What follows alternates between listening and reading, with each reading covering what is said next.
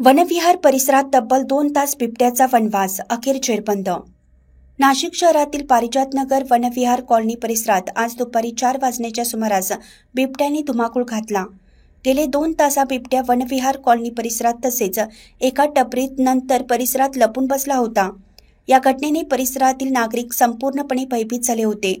मात्र या बिबट्याला वनविभागाच्या पथकाने तब्बल 2 तासाच्या अथक प्रयत्नानंतर बेशुद्ध करून ताब्यात घेऊन जेरबंद केला आहे। तेव्हा नागरिकांनी सुटकेचा मोकळा श्वास घेतला। दरम्यान या बिबट्याने एकूण 9 जणांवर हल्ला केला असून त्यात वनविभागाचे कर्मचारी आणि सामान्य नागरिक, एक वृद्ध जखमी झाले आहेत। जखमींवर जिल्हा शासकीय रुग्णालयात पुढील उपचार सध्या सुरू आहेत। सदर बिबट्या शहरात अन्नाच्या शोधात आल्याचा अंदाज वनविभागाच्या वतीनं करण्यात आला आहे। अचानक दुपारच्या सुमारास परिसरातील नागरिकांना हा बिबट्या दिसला।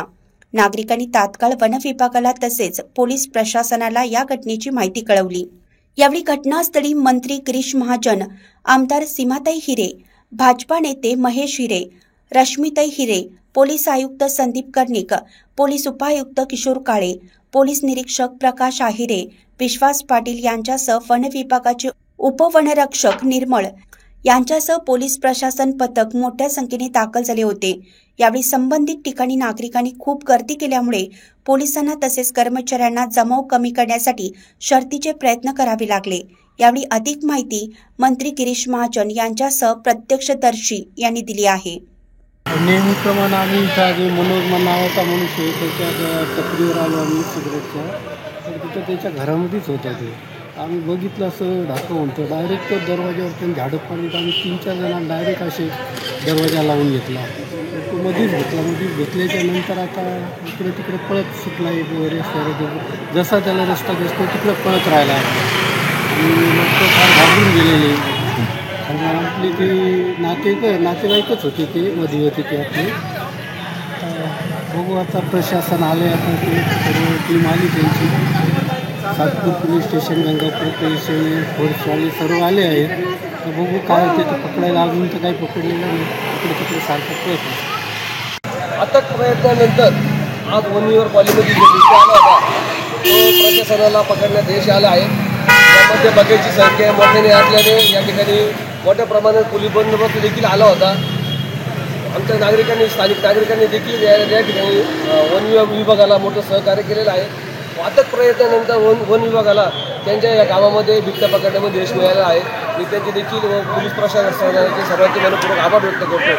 रामकृष्ण नागपूर असेल, नाशिक असेल, संख्या प्रचंड प्रमाणात वाढली, त्यामुळे ही वस्तुस्थिती जी आहे, बिबट्यांची संख्या दिवसेंदिवस वाढते।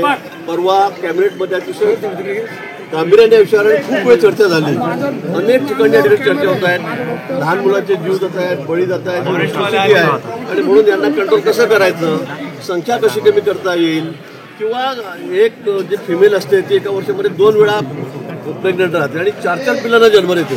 त्यामुळे आपण कल्पना करू शकतो की याची संख्या किती वाढते आणि म्हणून यावर आता काय इलाज करता येईल, उपाय करता येईल, या संदर्भामध्ये प्रशासन अतिशय गंभीर आहे। फॉरेस्ट मिनिस्टर आहेत, त्यांना सुद्धा या संदर्भामध्ये त्यांनी सुद्धा चर्चा केली, काय उपाययोजना करतायत हे सुद्धा। डिप्टीसून काही पिंजरे घेऊन किंवा काय करून ते त्या ठिकाणी लावता येतील का, माणसं काही मॅनपॉवर वाढता येईल का, या संदर्भामध्ये ट्रेन ही सुद्धा चर्चा त्या ठिकाणी झालेली आहे। आणि त्यावेळी आपत्ती व्यवस्थापन म्हणून ही माझी जबाबदारी आहे, कारण ही आपत्तीच आहे आणि म्हणून मी त्या ठिकाणी म्हटलं की मी थोडी जबाबदारी घेतो, आमचे अधिकारी घेतील आणि आपण निश्चित या संदर्भामध्ये लवकरात लवकर ही संख्या कशी कमी करता येईल आणि याला सुरक्षित स्थळी कसे पाडता येईल।